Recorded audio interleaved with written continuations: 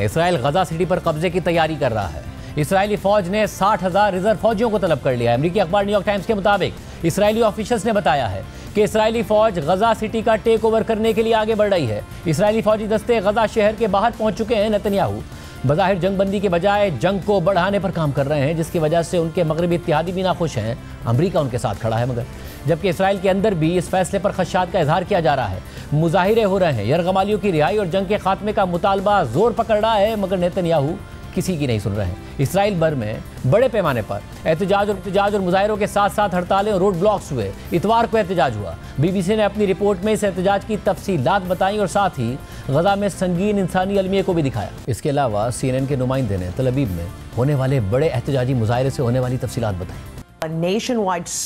Israel भर में मुल्कगीर हड़ताल और बड़े पैमाने पर एहतजाज हुआ है। इसराइल में हजारों मुजाहिरीन ने अहम सड़कों को बंद कर दिया और कारोबार भी बंद हो गए। मुल्क के मुख्तलिफ शहरों और कस्बों में रैलियां निकाली जा रही हैं। मुजाहिरीन का मुतालबा है कि गजा में जंग खत्म की जाए और वहाँ मौजूद यरगमालियों की वापसी के लिए मुआहिदा किया जाए। CNN का नुमाइंदा इस वक्त तल अबीब के हॉस्टेजेस स्क्वायर में मौजूद है।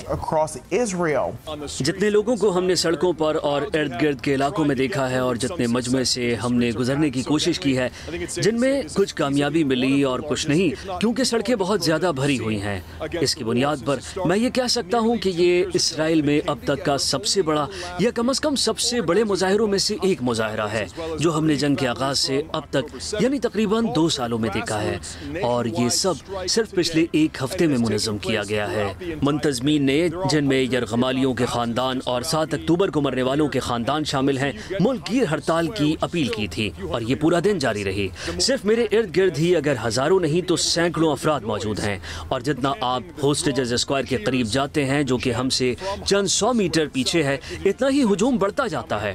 आप शायद वहां से नारेबाजी की आवाज, ढोल की थाप, शोर और आवाजें सुन भी सकते हैं और इसी से इस बात का अंदाजा होता है कि यहाँ कितने लोग मौजूद हैं।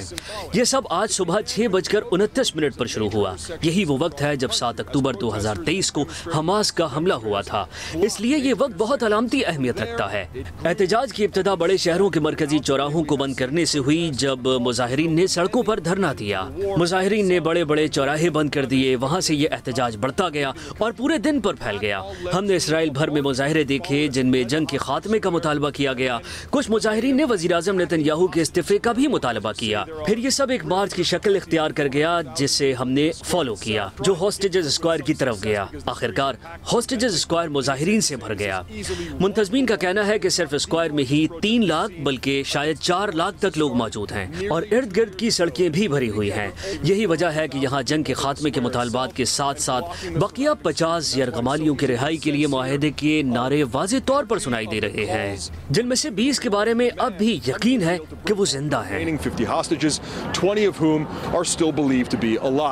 सबके बावजूद इसराइली फौज गजा सिटी पर कब्जे की तैयारियां कर रही है।